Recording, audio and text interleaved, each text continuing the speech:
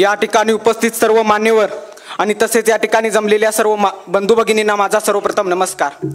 2024 ची विधानसभा निवडणूक अंतिम टप्प्यात येऊन पोहोचली आहे। सर्वत्र याच विधानसभेचं बिगुल माजले, पण आता कोणत्याही थापांना बळी न पडता, कोणत्याही अपवादांना बळी न पडता आपण कोणाला मत करायचं हे ठरलंय, कारण दक्षिणचं वारं आता फिरलंय, कारण दक्षिणचं वारं आता फिरलंय। आज जर पाहायला गेलं तर माझ्या मनामध्ये एक प्रश्न निर्माण होतो की अरे खरंच कोल्हापूरचा सर्वांगीण विकास झाला का?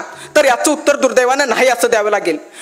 कारण आज जर आपण झालेली कोल्हापूरची दुरावस्था पाहायला गेलो तर आज आपण कोल्हापूरच्या रस्त्यांवर गेलो तर खड्ड्यामध्ये रस्ते आहेत की रस्त्यामध्ये खड्डे आहेत हे आज आमचं आम्हाला समजत नाही, हे आज आमचं आम्हाला समजत नाही। गेली 15 वर्ष महानगरपालिकेवर यांची सत्ता असून सुद्धा रस्त्याकडेचे कचऱ्याचे ढीग हे दिवसोंदिवस वाढतच चालले आहेत। मोकाट फिरणारे कुत्रे रोज एकाचा चावा घेत आहेत। थोडासा पाऊस झाला की नाल्यातील पाणी रस्त्यावर येऊन रस्तेच गायब होत आहेत आणि यासारख्या समस्यांना जर आळा घालायचा असेल यासारख्या प्रश्नांना जर आळा घालायचा असेल तर या विधानसभेला कमळ या चिन्हासमोरील बटन दाबून आदरणीय अमल महाडिक साहेबांना विजय करून द्यावा लागेल।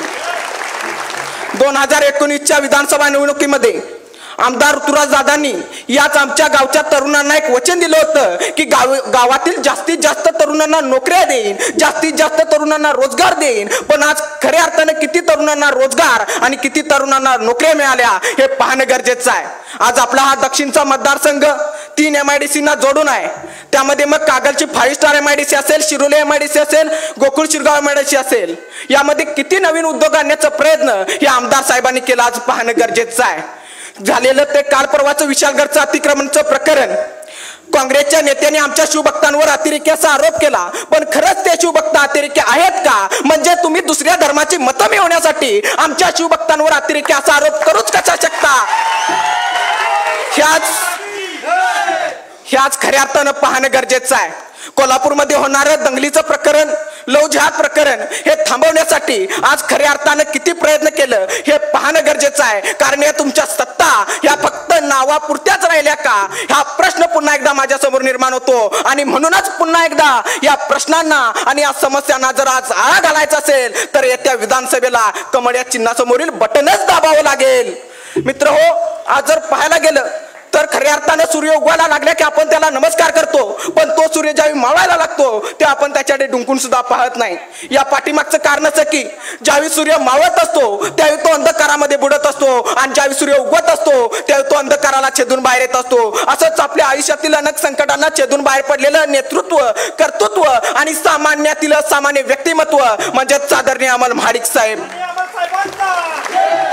काही माणसं स्वप्नात रमतात, काही माणसं संकटांशी सामना करतात, पण यशस्वी तेच होतात जे प्रयत्न आणि हिमतीच्या जोरावर आपली स्वप्ने सत्यात उतरवतात। याच काव्यपंथींवर विश्वास ठेवून सदैव जनतेच्या सेवेसाठी तत्पर असलेले व्यक्तिमत्व म्हणजेच आदरणीय अमल महाडिक साहेब। मित्रहो, हातामध्ये सत्ता नसताना सुद्धा कोल्हापूरची विकास कामे त्यांच्याकडून कधी थांबली नाहीत आणि थांबणारी अनेक विकास कामे ही महाडिक साहेबांनी केलीत। मग त्यामध्ये त्यांनी कोणताही भाग पाहिला नाही, कोणताही गाव पाहिला नाही, कोणतीही जात पाहिली नाही का कोणताही धर्म पाहिला नाही। सर्वांना न्याय, विकास आणि पाठिंबा देण्याचं काम हे आदरणीय अमल महाडिक साहेबांनी केलं। आज कोणाला सांगावं लागत नाही अमल महाडिक साहेब कोण आहेत, आज कोणाला बोलावं लागत नाही भाजपच्या सरकारनं काय केलं। कारण ज्यावेळी अमल महाडिक साहेबांची गाडी ज्या गावामध्ये जाते त्यावेळी त्या गावातलं बारकं पोरगं सुद्धा धावत जाऊन आपल्या आजीला सांगतं की आजी ज्या भाजप सरकारमुळे तुला STचा प्रवास मोफत झाला त्या भाजप सरकारचे उमेदवार आदरणीय अमल महाडिक साहेब आज आपल्या गावामध्ये आलेत। ते पोरगं तसंच उठतं, धावत आपल्या आईकडे जातं, आईला सांगतं की आई ज्या भाजप सरकारमुळे तुला महिन्याला 1500 रुपये मिळतात आणि त्यामध्ये सुद्धा आता वाढ होणार आहे आणि त्यामुळे आपल्या घर खर्चाला हातभार लागतो। त्या भाजपचे उमेदवार आदरणीय अमल महाडिक साहेब आज आपल्या गावामध्ये आले आहेत।